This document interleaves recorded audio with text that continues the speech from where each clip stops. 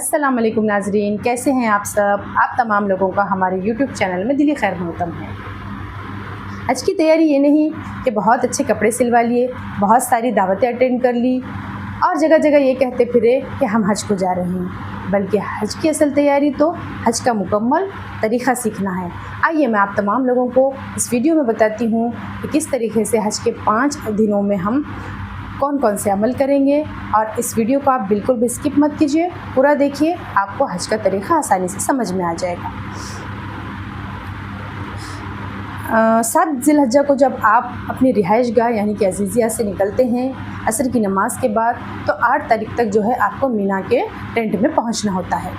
तो यहाँ ये तरीक़ा इख्तियार किया जाता है कि असर से मगरिब से बसेस निकलती हैं, फिर रात में जो है आप मीना में क़याम करते हैं और जब सुबह उठते हैं तो ज़ोहर से पहले पहले आपको एहराम वगैरह पहन लेना है और आपको एहराम की तमाम पाबंदियाँ आयद हो जाती हैं और आपको जो है 8 ज़िलहज्जा को वहाँ पर रुकना है। ज़ोहर, असर, मगरिब, इशा और फ़जर पढ़ना है। फ़जर के बाद जब उजाला हो जाए तो आपको वहाँ से निकलना है और अब आप जा रहे हैं मीना से अरफात की तरफ। ये जो है अरफात का जो मुकाम है, यहाँ आपको दुआएं करनी होती है। अरफा का दिन बहुत अहमियत का होता है, आप तब का दिन है और यहाँ आपको करना क्या है कि सबसे पहले जो है आप मस्जिद निमरा के अहाते में अगर होंगे तो वहाँ पर जो है इकट्ठे दोनों नमाज़ें पढ़ेंगे, ज़ोहर और असर। और अगर आप टेंट में हैं, मौका नहीं मिल रहा, तो अलग अलग जो है आप ज़ोहर की और असर की नमाज़ पढ़ेंगे। नमाज़ें जो भी यहाँ पर पढ़ेंगे आप क़स्र की सूरत में पढ़ेंगे।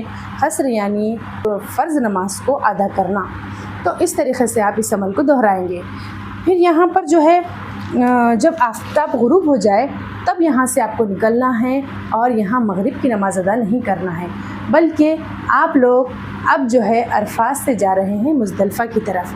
अब यहाँ पर जो है मुज़दलिफ़ा पहुँचकर आप लोगों को दोनों नमाज़ें एक साथ अदा करनी होंगी, जैसे कि मगरिब और इशा।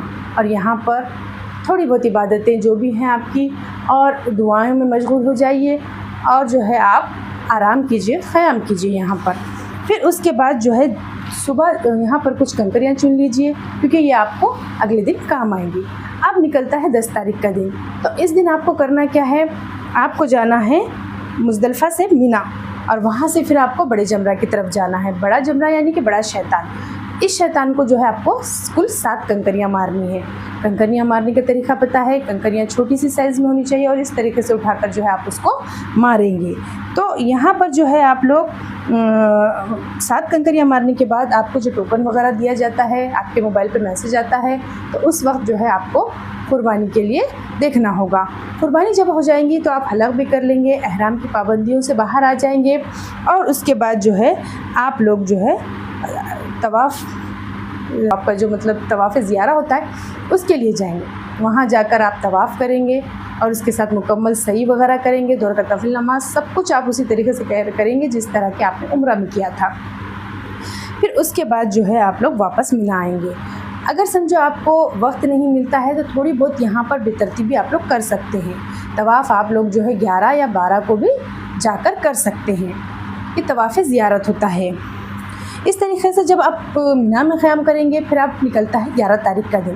तो 11 ज़िलहज्जा को आप जाएंगे और तीनों शैतान को कंकरियाँ मारेंगे। तरतीब इस तरह रहेंगी कि 7 कंकरियाँ छोटे शैतान को, उसके बाद दरमियान वाले शैतान को 7 कंकरियाँ, उसके बाद बड़े शैतान को 7 कंकरियाँ। इस तरीके से फिर रात में आएंगे। आपको कंकरियाँ ज़ोहर से लेकर तो आपको मगरिब के पहले पहले ख़त्म करनी है।